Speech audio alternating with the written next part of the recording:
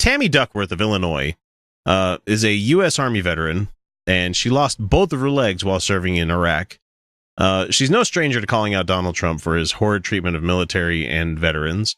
And for anybody out there that thinks that he does love his military while he hugs a flag and stuff like that, no, he doesn't. He's done absolutely fuck all for them. Increasing the Pentagon budget doesn't mean that you're taking care of your military and your veterans. It just means that people that are already pigs are getting more at the trough is all it is. So anyway, on this past Saturday, as we're recording here, she had a fiery takedown of the commander-in-chief in which she says, "I will not be lectured about what our military needs by a 5 deferment draft dodger," she said on the Senate floor, on the record. Yeah. Ooh.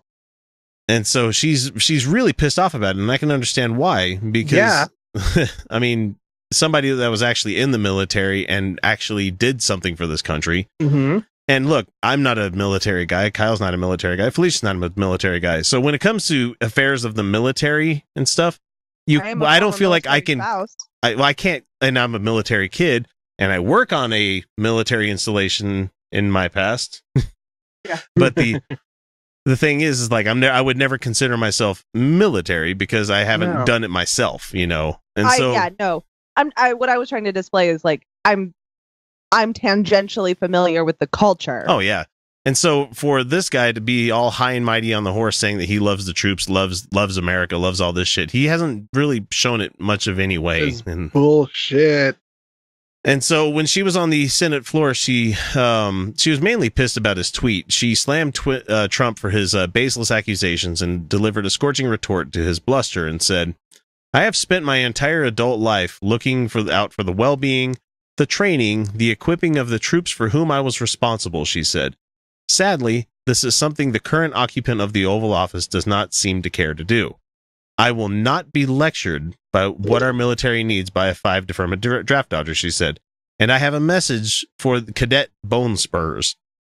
If you cared about our military, you'd stop baiting Kim Jong-un into a war that could put 85,000 American troops and millions of innocent civilians in danger.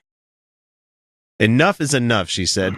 "I didn't spend 23 years in the military going through multiple deployments just to weaken our national security, hurt our troops, and kick the can down the road again."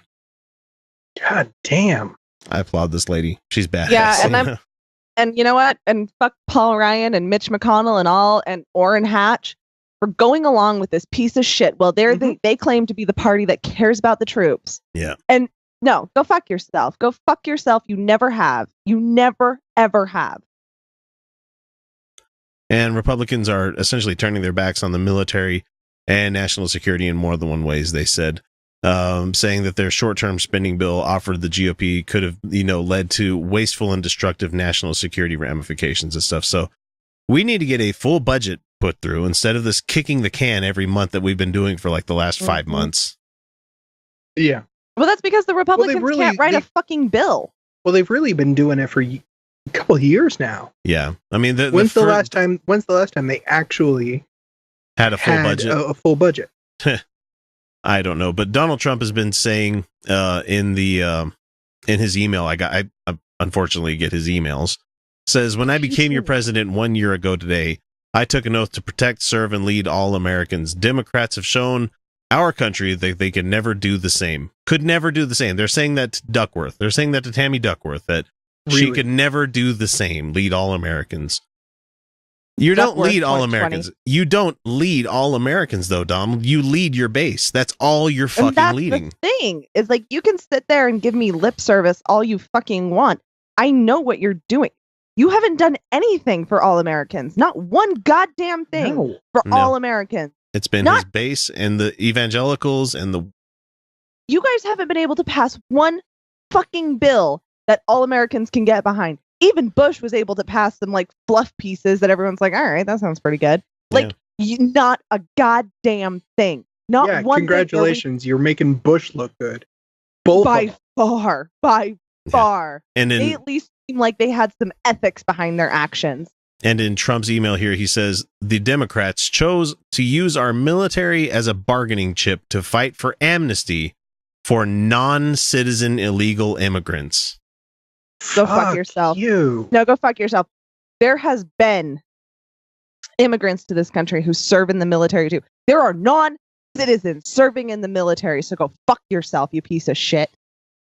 They didn't have a choice being brought into this country. They did not. No, that's their the thing. Culture is American. Their lives are American. Yeah, in every aspect. They pay taxes like Americans.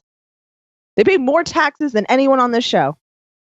Yeah, I would guarantee. Percentage-wise. Yeah, because they don't get a fucking return. You think they get a return? No. And they don't even get to vote on how they're treated. They don't get a say in their government. The best they can do is work in political campaigns or volunteer in them. That's what they get. That's a nice now taxation without representation. Oh, but they're not citizens. Oh, yeah. Like, they want to be citizens. There's no way for them to do it. There's no way. If they come out and say, hey, I was brought here and as a legal alien, they would shuffle them out the door. There would be no way to protect them. They would well, that's what DACA did, is it allowed them to come out of the shadows and say, I want to be here. Yeah. And then they had to meet some really fucking stringent standards. And pay a lot of money to do so, too. And then it costs a lot. And that gave them the right to work and to not be deported. But not permanently, but having to check in constantly. And what these guys are also overlooking is the fact that a lot of these people, because they were brought into this country at such a young age, don't actually have citizenship in other countries, in the country of their birth or of their origin. Many of them have nowhere to go if they're deported. Yeah. Where are you going to send them? Yeah. Send them back to the country they came from. Good fucking luck. Yeah, good luck. Some of them don't even know the country they came from. No, so, I mean, I know, I've known people who came here at like 4 and they don't have family back there. Yeah. Where are you sending these people?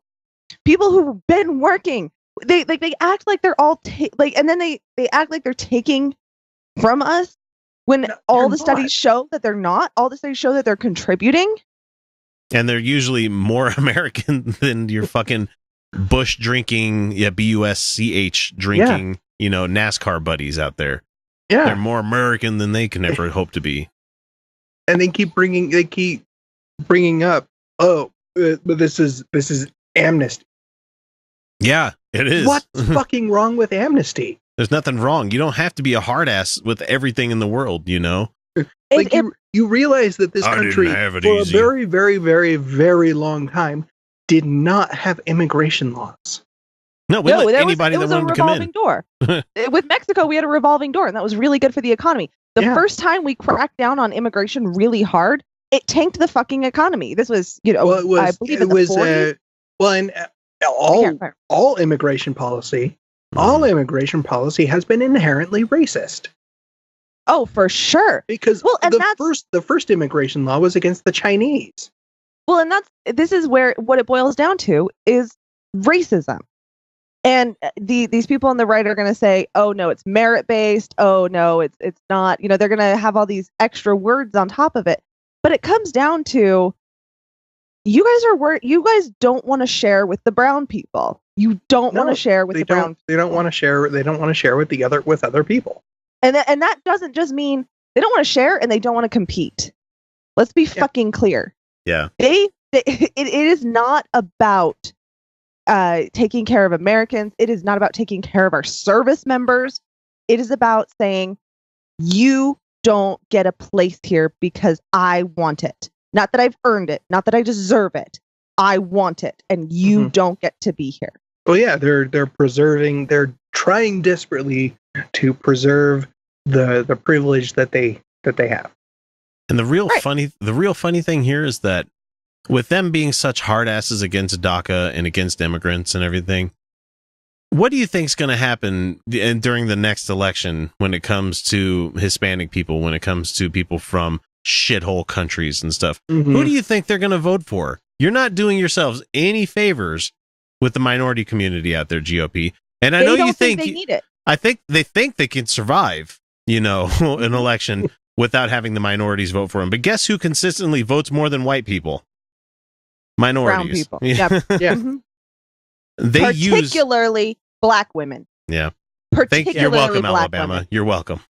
Yeah, everyone owes black women, black people in general, but black women a debt of gratitude. All right, Exactly. and they've been doing that consistently. By the way, black women are far more likely to door knock. They're far more likely to register people to vote, to get out the vote. Black women volunteer. Black women have been the backbone of change. The civil rights movement, Dr. Martin Luther King Jr., the backbone of that movement was women. It was black women. Black women have been, black trans women were huge parts of the Stonewall riots. Yeah, the beginning of Stonewall was a black trans woman. You know? Yes. But black women have been the backbone of change, and they just keep getting fucking ignored.